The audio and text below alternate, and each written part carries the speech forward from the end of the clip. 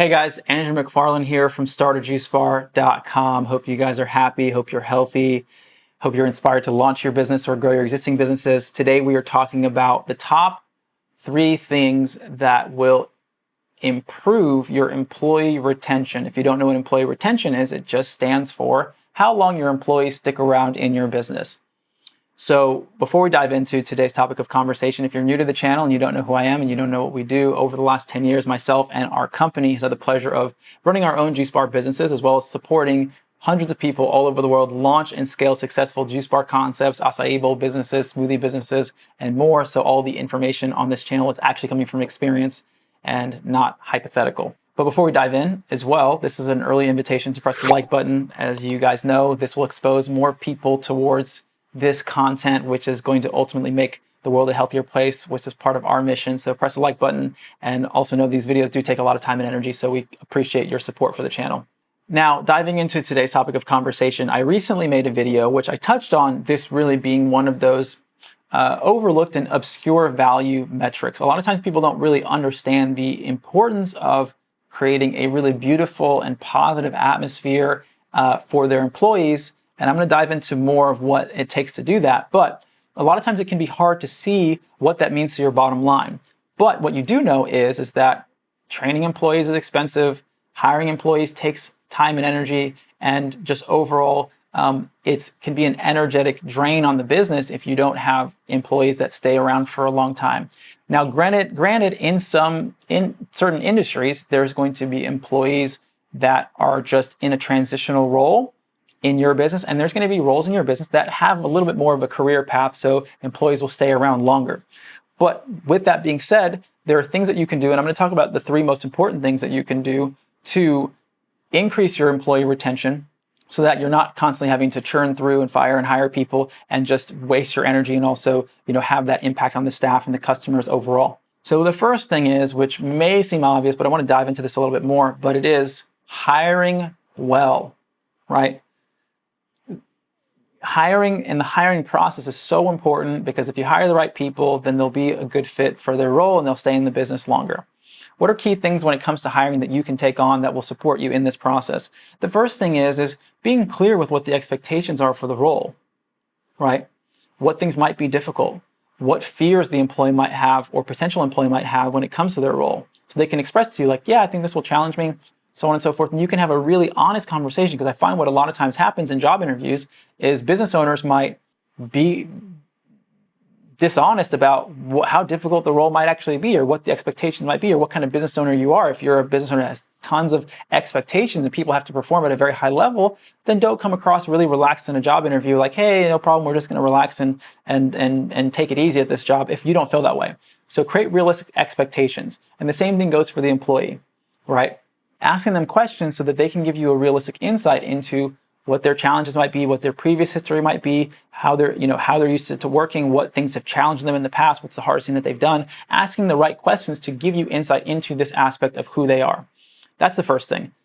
The second thing is considering doing what I've done in the past, is training interviews, where you may, depending on what state you're in or what country you're in, you may have to pay someone for that period of time that they're there, but figuring out a time in a day where someone can come in for 4 hours and maybe they are able to shadow someone and work in the kitchen, clean some things, just see how they navigate the space, see how the rest of the staff members interact with them. It's sort of like an audition period where that'll teach you a lot, right? Usually in a 4-hour period, you can learn a lot, and you can also get the feedback from the other staff members as well. Hey, we had Jeremy come in. How did you think about him? How did he communicate? How did he take feedback, right? If you're not there to observe and train that person specifically. This is a really, really big thing. So overall, there's a lot of things when it comes to hiring, and I can talk about this at length for hours and hours, but these are really 2 key things when it comes to employee retention. Hiring the right people for the right roles in your business and setting the right expectations, as I've said. That's the first thing. What's the second thing? It is creating an atmosphere in your company culture where people feel like they can contribute to the business's improvement. Nothing frustrates, or very few things frustrate employees more than feeling like they're part of a company that isn't doing things correctly. And granted, yes, everyone's going to have their opinion on how you should run your business, but if employees don't feel like they can at least express themselves of what's challenging them and what can you do to improve and so on and so forth, then they feel stifled and they don't feel like they're valued. So if you can create a culture in your business where you regularly sit down with your employees and ask them, hey, what can we do better? What are you noticing? It's just a smart thing to do in every realm because they will teach you things that you didn't know. They can see things that you can't see because of where they're working. And if you create a culture where people are constantly contributing, not only does it make them feel better because they feel valued and it feels like they can make their role easier, it also helps you improve your business. So it's a smart thing to do because they're going to see things that are going to go, hey, you know what? This thing happens and it's challenging for us. And they're teaching you how you can reduce your labor. They're teaching how you can make their lives easier and therefore make your business flow better, efficiently, more productive. And that's always a smart thing to do.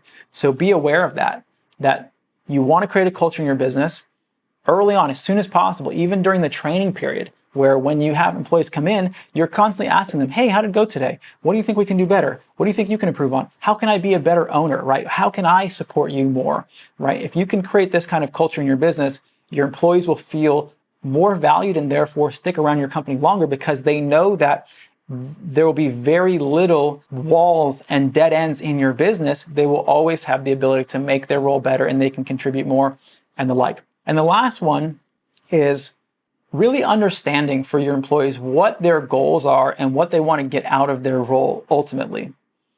And potentially for the right employees, creating a path or at least articulating to your staff what the opportunities for growth are within the business.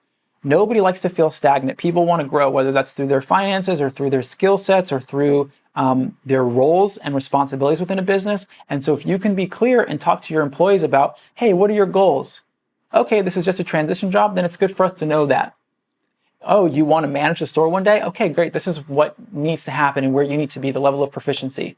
And maybe when we open another store, you might manage that store. Oh, you want to own one of your own stores one day, or you want to start another store, right? Just knowing what the trajectory and what the goals are and what people want to get out of working with your company is going to be a really great way for you to support them in that if it feels aligned, and therefore they're going to feel like they want to stick around longer so that they can grow in the direction that they feel called to grow. So that's pretty easy and simple, but it does require time and attention. And know that in all of this, you have to nurture your staff. You have to be there for them. You have to have the bandwidth to do that as well, but just understand how important it is overall. So I hope this has been helpful. Before I leave, I actually want to announce something.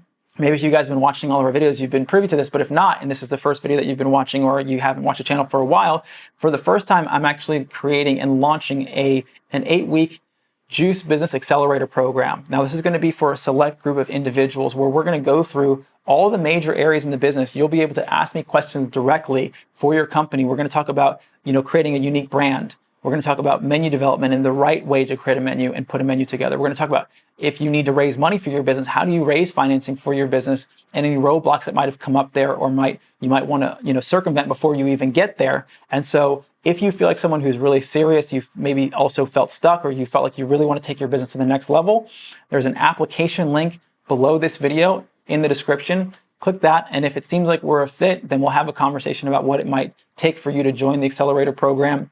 But overall, I hope this has been helpful. As you guys know, our mission is to create a world where there are more juice bars and healthy food service cafes than fast food restaurants that are, in all honesty, in a lot of ways, poisoning people. And so this is our mission. We have to empower one another to create this reality. If you like the video and you haven't pressed the like button yet, now's another invitation to do that. It supports the channel. If you're not subscribed to the channel, you definitely want to subscribe. We're releasing content like this all the time. You can press the subscribe button and then hit the bell notification so you get alerted and you're one of the first to view the content that we release. Follow us on Instagram at StartAJuiceBar. We also have a podcast on iTunes and on Spotify and on our website at StartAJuiceBar.com. If you guys want more in-depth support, we have a full spectrum development firm. We can help you with everything that you need from wherever you are to wherever you want to go. You can reach me personally at Andrew@StartAJuiceBar.com. Until next time, hope you're happy, hope you're healthy. I'll see you guys at the next video. Take care. I hope you guys have been enjoying the content. If you're in a place where you are really inspired to launch your juice business, but you're not exactly sure what steps to take, for you, we've created a free ebook, The 15 Steps to Starting Your Juice Bar from Scratch. Now, this is going to give you an overview of all the steps that you need to take in order to launch your business. If you want to go even deeper, we created an online course, the Juice Bar Master Blueprint. This is going to go into great detail into every single aspect of the business, starting from the very beginning all the way to actually launching a successful juice business. There's links for both of these in the description below. I know you guys will find a lot of value out of them. As always, wishing you a lot of success, and I'll see you guys in the next video.